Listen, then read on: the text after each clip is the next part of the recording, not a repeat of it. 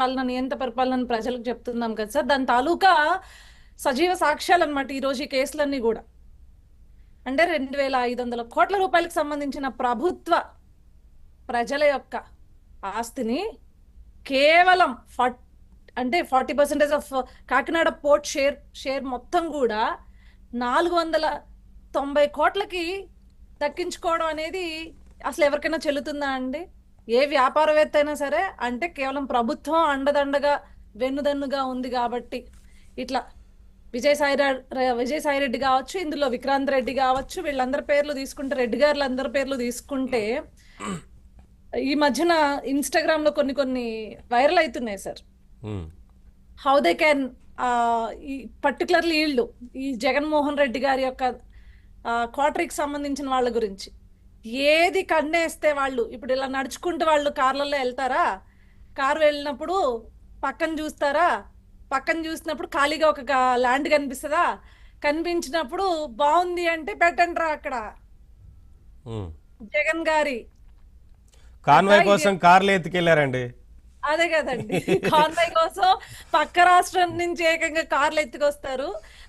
ఇది జగన్ గారి అడ్డా పాతేద్దాం, ఆ గుంజ పాతేస్తే మనల్ని ఎవరు అడ్డుకోరు అంటే not even in this port అండి. కాకినాడ పోర్టు విషయం ఈ రోజు వెలుగులోకి వచ్చింది. కేవీ రావు ప్రభుత్వం మారి ధైర్యంగా బయటకు వచ్చి ఈ రోజు ఫిర్యాదు చేశారు కాబట్టి ఈ రోజు మనం అందరం కూర్చుని మాట్లాడుకుంటున్నాం. బట్ ఒక్క కాకినాడ పోర్టు గురించి కాదు కదా, ప్రతి విషయంలోనూ శాండ్స్, వైన్స్, మైన్స్ అన్ని విషయాల్లో కూడా ఆఖరికి తెలుగుదేశం పార్టీ నాయకుల యొక్క ఆస్తుల్లో కూడా వీళ్ళు బలవంతంగా ఆక్రమణలకి గురి చేసుకున్నారు. బలవంతంగా ఆక్రమించి మీరు పార్టీలు మారకపోతే ఆక్రమిస్తామని చెప్పి బెదిరించి పార్టీలు మార్పించిన వాళ్ళు ఉన్నారు గతంలో.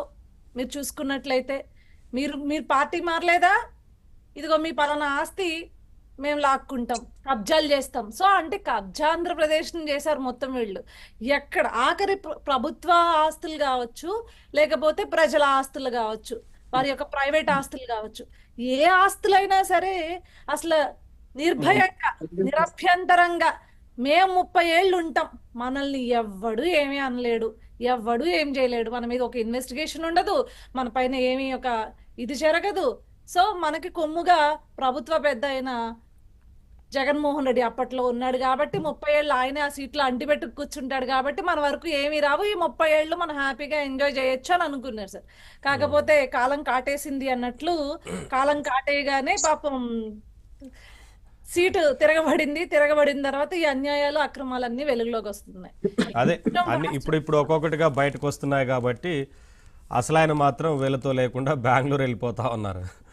బెంగళూరులో దాక్కుంటున్నాడు బాబు. అప్పుడప్పుడు పెళ్లిళ్ళకి పేరెంటాలకి మాత్రమే అట్లా అటెండ్ అయ్యి వచ్చేస్తున్నాడు సార్. సరే బాలకోటయ్య గారు, ఏంటి సార్ అంటే ఒక